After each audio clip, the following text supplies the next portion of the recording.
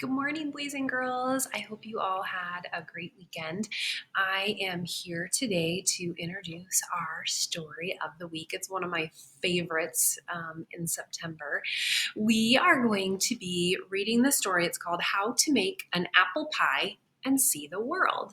And our focus this week when we're in our small groups together is going to be on how the setting of the story can change. So the setting can change. So we know a setting is a place, or it's a time, and it also can be an environment. And so our focus this week is going to be how the setting can change in a place. And in this story, the character is going to travel. And so your job while I'm reading is I want you to focus on how does the setting change when the character in our story travels to different spots to get the ingredients for her apple pie. Okay, so this is how to make an apple pie and see the world.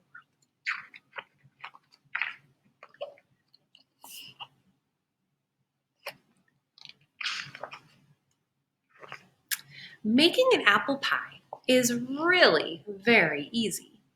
First, get all the ingredients at the market. Mix them well, bake, and serve.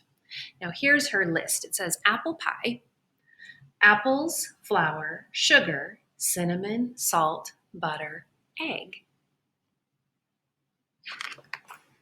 Unless, of course, the market is closed. There's a sign here that says gone fishing. In that case, go home and pack a suitcase. Take your shopping list and some walking shoes, then catch a steamship bound for Europe. Use the 6 days on board to brush up on your Italian.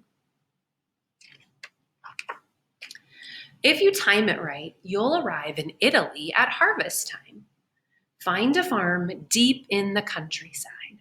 Gather some superb semolina wheat. An armful or two will do. Then hop a train to France and locate a chicken. French chickens lay elegant eggs, and you want only the finest ingredients for your pie. Coax the chicken to give you an egg. Better yet, bring the chicken with you. There's less chance of breaking the egg that way. Get to Sri Lanka any way you can. You can't miss it. Sri Lanka is a pear-shaped island in the Indian Ocean. The best cinnamon in the world is made there from the bark of the native karundu tree. So go directly to the rainforest. Find a karundu tree and peel off some bark. If a leopard is napping beneath the tree, be very quiet. Hitch a ride to England. Make the acquaintance of a cow. You'll know she's an English cow from her good manners and charming accent. Ask if you can borrow a cup or two of milk. Even better, bring the whole cow with you for the freshest possible results. Stow away on a banana boat headed home to Jamaica. On your way there, you can pick up some salt. Fill a jar with salty seawater. When the boat docks in Jamaica, walk to the nearest sugar plantation. Introduce yourself to everyone. Tell them about the pie you're making, then go into the fields and cut a few stalks of sugarcane. Better fly home. You don't want the ingredients to spoil. Wait a minute, aren't you forgetting something? What about the apples? Have the pilot drop you off in Vermont. You won't have to go far to find an apple orchard. Pick 8 rosy apples from the top of the tree.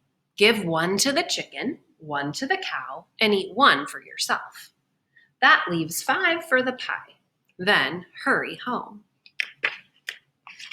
Now, all you have to do is mill the wheat into flour, grind the karundu bark into cinnamon, evaporate the seawater from the salt, boil the sugar cane, persuade the chicken to lay an egg, milk the cow, Churn the milk into butter, slice the apples, mix the ingredients, and bake the pie. While the pie is cooling, invite some friends over to share it with you. Remember that apple pie is delicious, topped with vanilla ice cream, which you can get at the market. But if the market happens to be closed, the sign says still fishing, you can eat it plain.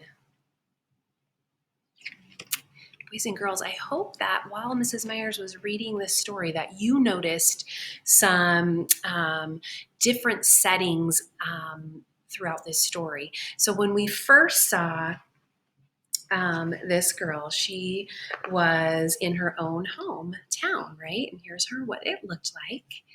And then we see that setting change right away, right? She's now on a ship, right? And then throughout the story, I bet you noticed some big changes. So I'll show you a couple of them. Here's this one. She is in the haystacks gathering that wheat. And then all of a sudden, as she travels through, I was looking for that rainforest one. Look at this. And then look at that change in that setting. A big difference, right? We'll talk more about it together in our small groups. I hope you enjoyed this story. Bye, everybody.